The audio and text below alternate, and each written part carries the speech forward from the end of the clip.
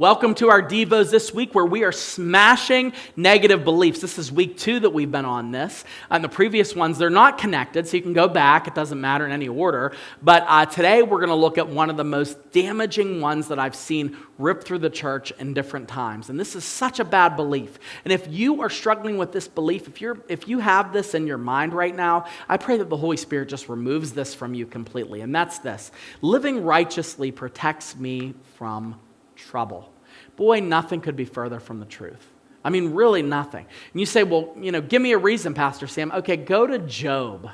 That's all I'm going to say. Just go ahead and read Job. Job had more trouble than just about anybody in the Old Testament. And we see yet he finds himself amidst this testimony by God himself, where God commends his character, his righteousness, his love of him. I mean, it's unbelievable when you see it. And yet we find Job going through the worst possible calamities. So a lot of times as Christians, and this is where we kind of bargain with God and we do this, and some of us do this, it's almost like a childlike thing. I remember one time when I was a kid, I was in a musical and I was singing. I had one of the lead roles in the musical. It was a big solo part with a lot of singing. And I was in vocal training and I was stretching my voice. And I know you're thinking, oh, you want to hear me sing? No, you're not going to get to do that. You just have to imagine that it was awesome. All right, so I was singing, and the night before the dress rehearsal, where the first one that we had the first show, I lost my voice. I woke up at like 2:30 in the morning with like this horrible pain. I knew I strained my voice, and I prayed that night. I'm like, okay, and I was not a Christian. Okay, so I did not know Jesus, but I'm like, oh, I've never prayed this hard in my life because I was going to lose it. I have to give it to an understudy and all this stuff. And I said, okay, God, all right, if you just heal my voice, I'll be really good. I'll do all the things you want. And I didn't even know what that was. I'd never read the Bible or anything. I was just praying to no one because there was no context. And the next morning I had some tea and everything, and it all went away. And of course, just like most immature people, I forgot about the prayer completely until I started to really examine my faith and I became a Christian and all that stuff, and I thought about this.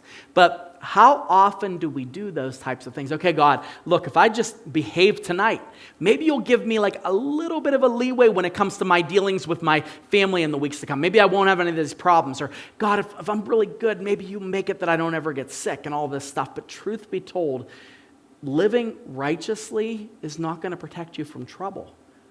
Living unrighteously doesn't protect you from trouble either. Fact is, we're all going to face trouble. We're living in a fallen world. Peter writes in his first letter in chapter 4, verse 12, he says, "Beloved, do not be surprised at the fiery trial when it comes upon you to test you, as though something strange were happening to you." How often as Christians do we think this way? Trouble's coming. Some of you have been through trouble and you've kind of thought, well, I thought I was living righteously and this is God's punishment of me. No, it's not necessarily that. Well, I thought I was doing this and this is, because I did X, Y, and Z. It's not necessarily that. The fact remains, we're living in a fallen world, and we are called to depend on a perfect God in this fallen world. And so if you start to bargain about your righteous living with God, you're going to find that you're going to come up wanting every time because you're not that righteous. But even still, that's not how trouble works. Trouble's coming for all of us, okay? But the good news is, and this is good news, the good news is God promises that he'll be with us in the trouble. God promises that if we cast our cares upon him, something else that Peter writes, that he loves us so much that he'll bear those anxieties. So think that through when trouble comes your way. Don't try to mark out, well, what did I do here? Where did this go? How did this happen? But instead, just thank God that he's there. Thank God that his presence is there, and continue to follow him despite the troubles you may be facing.